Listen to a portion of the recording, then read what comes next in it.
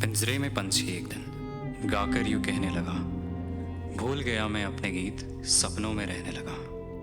खोल दो अब ये पिंजरा और जाऊं मैं नभ के पार, पंख मेरे थक गए हैं, देखूं मैं दुनिया का प्यार।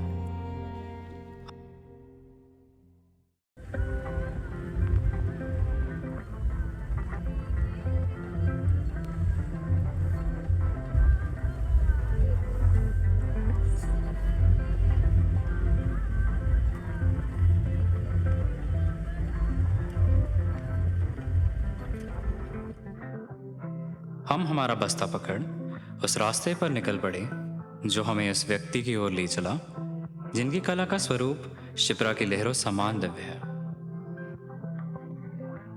उज्जैन भारत का एक प्राचीन शहर अपनी अद्वितीय धरोहर और गहन धार्मिक महत्वता के लिए जाना जाता है। शिप्रा नदी के तट पर स्थित यह शहर महाकालेश्वर ज्योतिर्लिंग, मंदिरों की पवित्रता और आध्यात्मिक वातावरण इसे एक महत्वपूर्ण तीर्थ स्थल बनाती है, जहाँ हर एक कदम पर भारतीय संस्कृति और भक्ति की झलक मिलती है।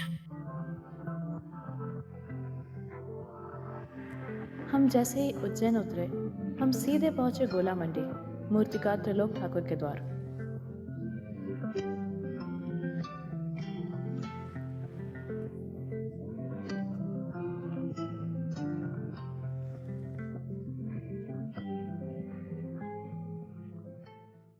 त्रिलोक ठाकुर है मेरा नाम और मेरे पापा का नाम राम ठाकुर है। मैं इसी की शिल्पकार हूँ। परमिशी की तो हम लोगों के ये पैतृक काम है हम लोगों का, और ये काफी समय से कर रहे हैं हम। कम से कम ये समझिए कि 60-70 साल हो गए जब से हम लोग पे परमिशी का काम चालू कर दिया, उसके बाद से कंटिन्यू चल रहा है। नहीं, ये हम लोग वैसे ग्वालियर के रहने वाले हैं हम लोग। इसके कम से कम सन 1950 के पहले से हम लोग वहाँ पर रहते थे। उसके बाद ग्वालियर के अंदर, ग्वालियर से यहाँ पर हमारे दादाजी को आर्टिस्ट की पोस्ट पर इनवाइट किया गया था। सन 1950 में वहाँ से हम लोग यहाँ आ गए थे हमारे दादाजी। उसके बाद हमारे पापा ने भी ये काम चालू करा और ये काम सब आगे बढ़ा रहे हैं हम लोग ये कार्य को। तो इस काम को हम लोग शुरू से ही करते थे हेल्प के रूप में, जो घर में काम चलता रहता था थोड़ा थोड़ी हेल्प करते थे। उसके बाद फिर हम लोगों ने पढ़ाई भी की, पढ़ाई के साथ साथ काम को और सीखा अच्छे से। इसके बाद खुद ही हमने चालू करा। दिक्कत आती थी थोड़ी थोड़ी शुरू में स्टार्टिंग में, उसके बाद फिर काम चालू हो गया, फिर धीरे धीरे बनाते गए तो अब कोई दिक्कत नहीं आती है जी। भारत सरकार द्वारा इनवाइट किए जाते हैं एग्जीबिशन, गवर्नमेंट के द्वारा भारत में सभी जगह एग्जीबिशन लगती है।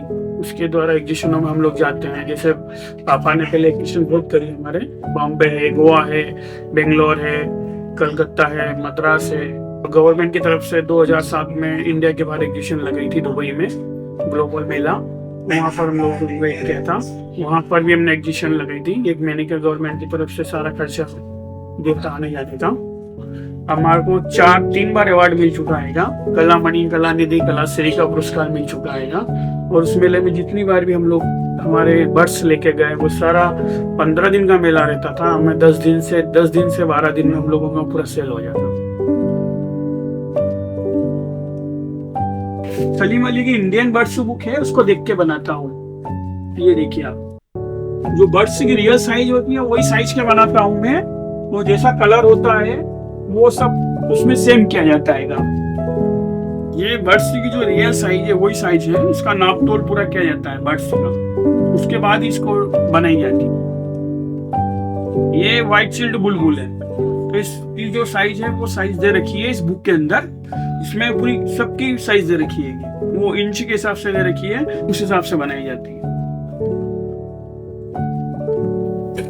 एक दिन में ये समझ नहीं है, सुबह से तो बैठते हम लोग 10 बजे 11 बजे से बैठ जाते हम लोग। उसके बाद बीच में जैसे थोड़ा थोड़ा समय उठ जाते हैं, लंच करना है या कोई आज्ञा कर गया है तो उठ जाते हैं। बाकी कंटिन्यू काम चलता रहता है। हम लोग 8 बजे तक करते हैं करीब, 8-9 संडे सैटरडे से हम लोगों को कोई मतलब नहीं। हम लोगों को तो घर में ही है तो वर्क तो पूरा ही करना है। और दूसरी बात है कहीं जाना आना है तो उसके हिसाब से समय हम निकाल लेते हैं, एडजस्ट कर लेते हैं।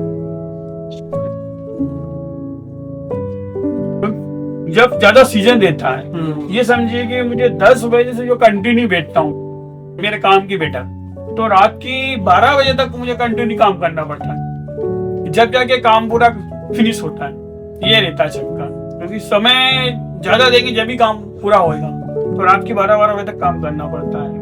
और कभी बाई चांस मान लो कल ही गणेश चतुर्थी है और कुछ काम रह गया तो पूरी रात जग के भी काम करना पड़ता है।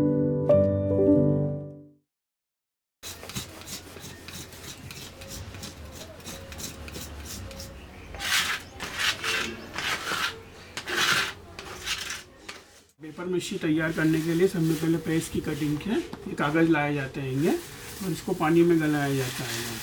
सब में पहले इसको कम से कम 12 घंटे गला दिया जाता है। उसके बाद हाथ से इसको बारीक किया जाता है। उसके बाद इसमें चॉक पाउडर है, ये बूट पाउडर है और गम है, घावड़े का गोंद, इन चारों चीज़ों को मिक्स की जाती है। इनका सबका परसेंटेज रहता है, उस हिसाब से इसको पेपर मशीन को तैयार की जाती है।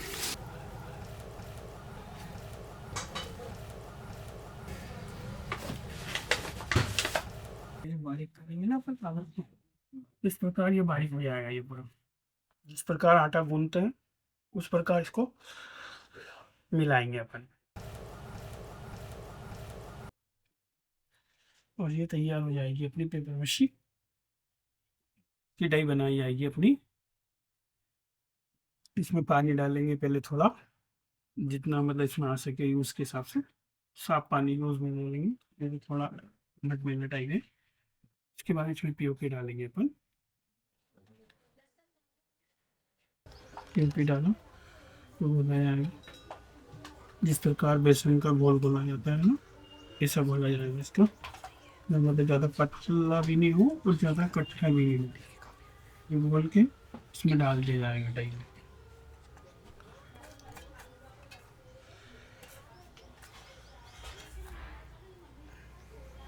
ये डाई बन के अपनी कंप्लीट हो जाएगी। इस प्रकार डाई कंप्लीट हो जाने के बाद इसको थोड़ा धूप में सुखा देंगे, 1 दिन 2 दिन थोड़ा सूख जाएगा तो थोड़ी डाई मजबूत हो जाएगी। ज़रा सा पाउडर लगाएंगे,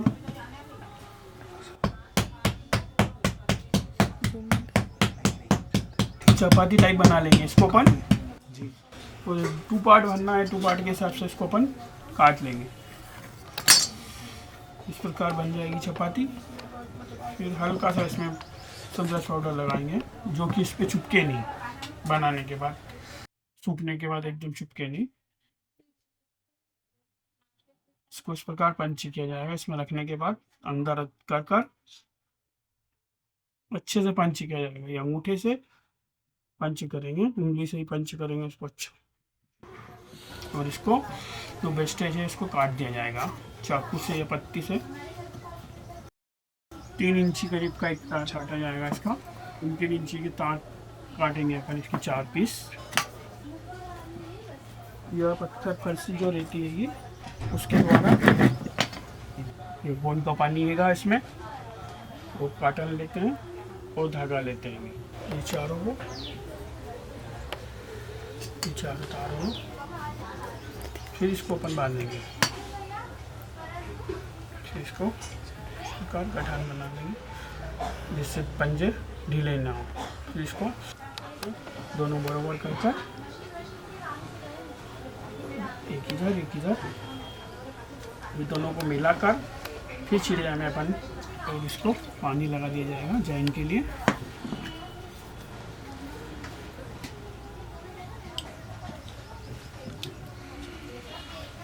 काटेंगे, थोड़ा सा गीला करेंगे,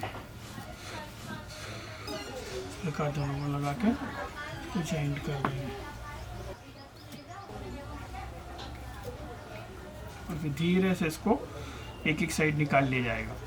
एक साइड का सांचा निकाला जाएगा इस प्रकार, फिर दूसरी साइड का सांचा निकाला जाएगा। ये थोड़ी सी जो मट्टी है एक्स्ट्रा, इसको चाकू से अपन हल्की सी निकाल लेंगे तो इसको सांच निकालने में दूसरी साइड में दिक्कत नहीं आएगी। ज़रा से करेंगे, पंजे लगाएंगे, ये निकल जाएगा पीस तैयार हो। इसके आसपास की जो मट्टी है इसको निकाल ली जाएगी। इस प्रकार ये पीस पेपर मशीन से बन जाएगा।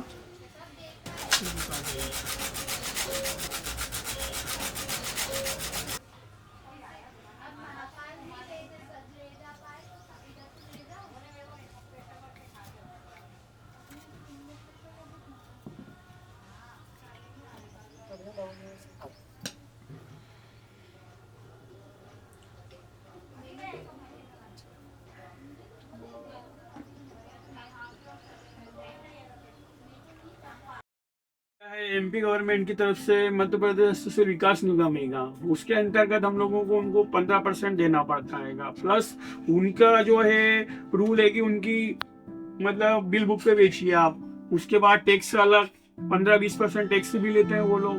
तो वो मतलब देखा जाए तो 30% तो उनका ही हो जाता है। जब 30% उनका होगा और फिर अपना खर्चा जोड़ेंगे तो, क्योंकि हम इतना दे ही नहीं पाएंगे ना उनको देंगे तो फिर हमें क्या मिलेगा। जब हमें मिलेगा नहीं तो हम क्या कैसे काम कर पाएंगे, आगे कैसे बढ़ पाएंगे। इसलिए उनके एग्जीक्यूशन बहुत कम करते हैं। एक पैमाना नहीं है काम का कि आज इतना आएगा या कल कितना आएगा। ये तो व्यापार है, चलने में तो आज मान लो एक दिन में 10,000 भी आ जाएंगे, 20,000 भी आ जाएंगे, और नहीं तो महीने 2-2 महीने तक भी ऐसा नहीं आए, ऐसा रहता है काम का। तो ऐसे ही जी क्या है, काम में तो देखो उतार चढ़ाव तो आता रहता है। धंधा है ये तो, बिजनेस एक तरह का, कभी कम ज्यादा चलता रहता है। कभी इस सीजन में ज्यादा भी हो जाता है, कभी कम भी होता है। 10,000 आने में एक दिन में आ भी जाते हैं, नहीं आते तो महीने 2-2 महीने तक भी नहीं आ पाते पैसे। कम भी आते हैं, कभी 1,000 रुपये का काम हो गया, कभी 2,000 का काम हो गया, तो वो सब चलता रहता है। धंधा है तो, बिजनेस है, करना है तो इसलिए आपको थोड़ा धैर्य तो रखना पड़ेगा धंधे के लिए। जब भी आप सब कुछ कर सकते हैं, आप धैर्य नहीं रखेंगे तो फिर कुछ भी नहीं होगा। हम लोगों को काफी समय से अनुभव हो गया इस काम का, काफी समय से हम कर रहे हैं। आज मान लीजिए मेरी उम्र करीब 45 साल है। 45 साल है तो ये समझिए 15 साल तक तो मैंने उसको काम को सीखा है। ज्वाइन में भी कुछ अंकल भी है, अंकल के बालक है, आंटी है, और वो सब लोग ये काम कम करते हैं। अंकल है जो गणपति की सीजन में गणपति बनाते हैं, आंटी उनकी हेल्प करवाती है। बाकी जो नई पीढ़ी है आज की, वो नहीं करना चाहती काम, वो सब अपने घर पढ़ लिख के जो करना चाहते हैं।